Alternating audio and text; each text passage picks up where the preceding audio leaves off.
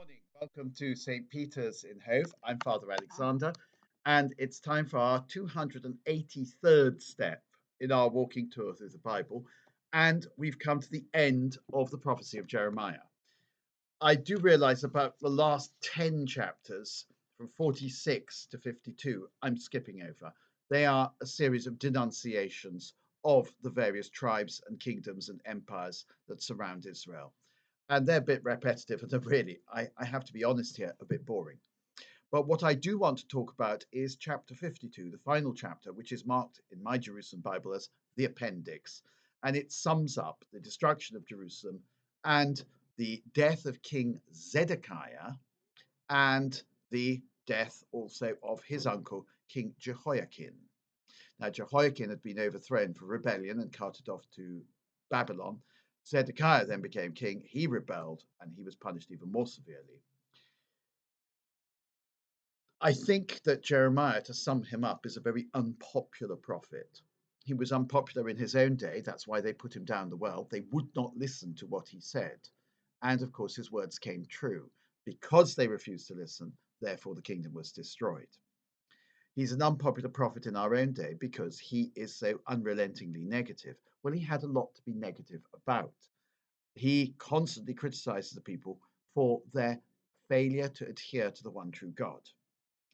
The other thing about Jeremiah is there's in him a rather strong line, which you don't get in other prophets, against the priests and against the temple. The temple and the priests, both of which are going to disappear because what's been going on in the temple has not been pleasing to God. He is an anti-liturgical prophet, if you like, if you can say that. Now, in chapter 22, he tells us what happens to Zedekiah. He came to the throne when he was only 21 years old, and he reigned for 11 years in Jerusalem. So he was 32 when he came to his appalling end. They rebelled against the king of Babylon. We've heard this before. The Babylonians besieged Jerusalem for 2 years. When everybody was starving in Jerusalem, the Babylonians made a breach in the wall. The king fled out of the gate on the other side of the city and headed towards the desert with his retinue. His retinue deserted him. The Babylonians caught up with him. He was taken into the presence of Nebuchadnezzar, and his sons were murdered in front of him. Now, remember that Zedekiah is 32, so presumably his sons were teenagers. They would have been in maybe less than teenagers, 8-year-olds, 9-year-olds, 10-year-olds, 12-year-olds, 14-year-olds at the max.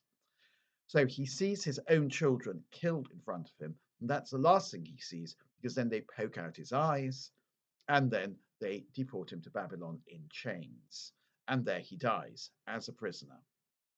Also, all the leading men of Judah, time and again, are rounded up. Some of the most important people are put to death, just for being the important people of Judah.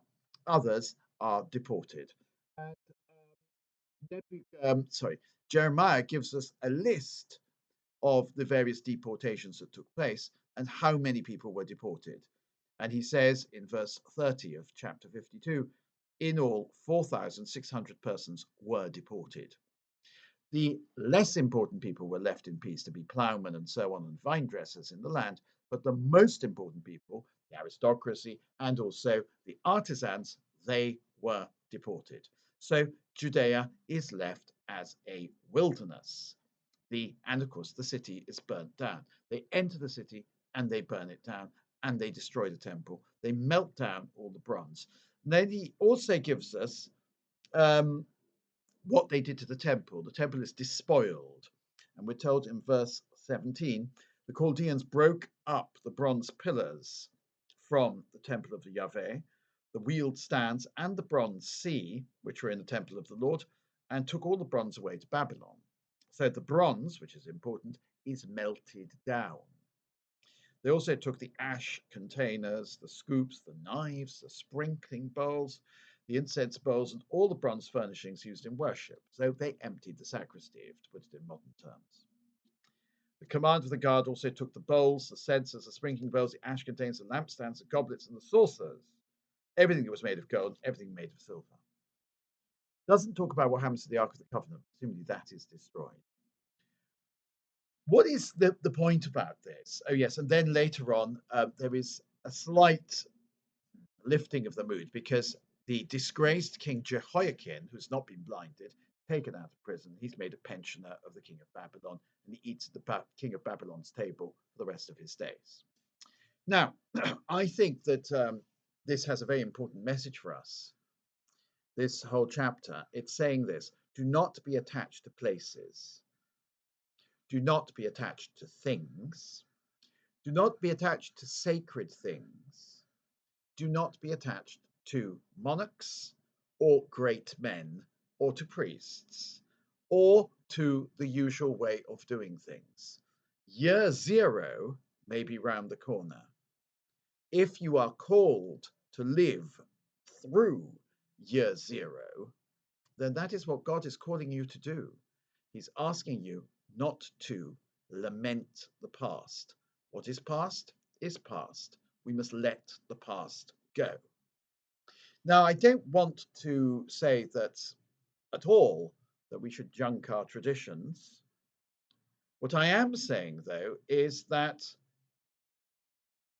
while we must revere the past and while we must adhere to the traditions of the church, at the same time, God is often calling us to move on. And that is what this chapter says to us.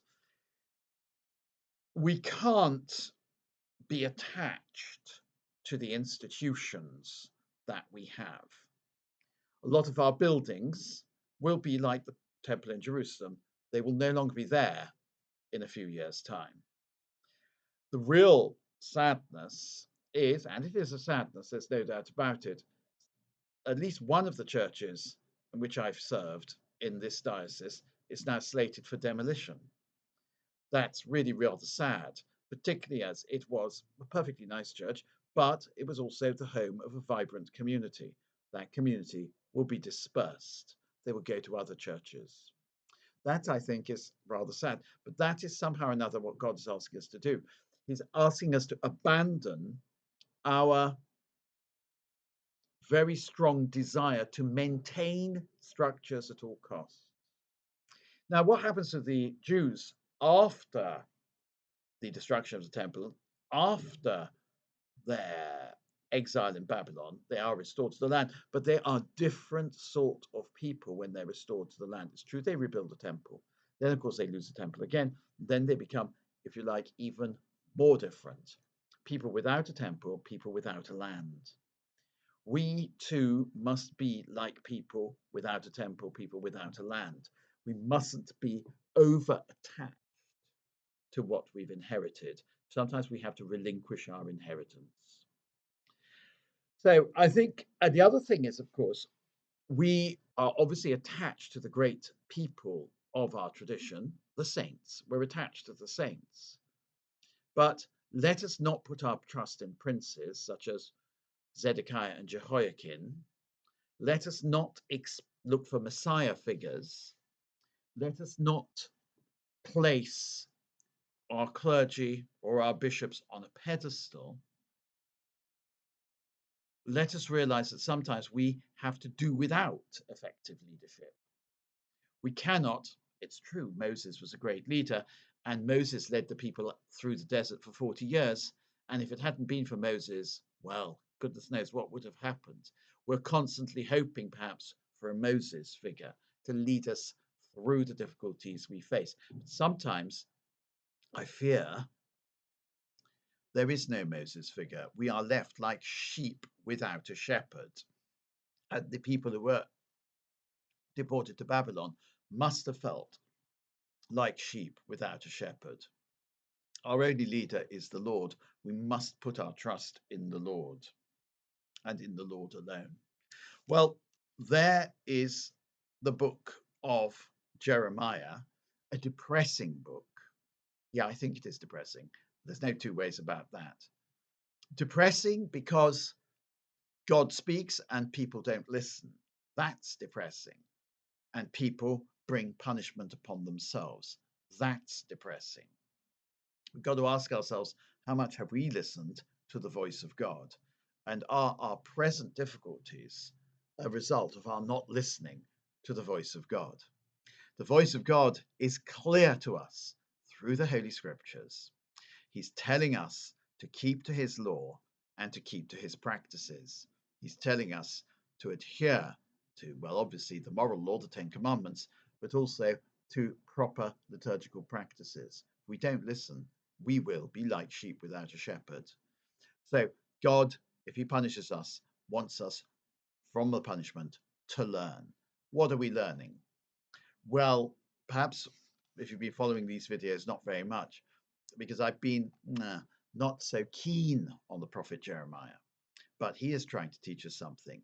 But you can have a great teacher, but you also need to have great learners, don't you? Great teachers without great learners are no good or not very effective.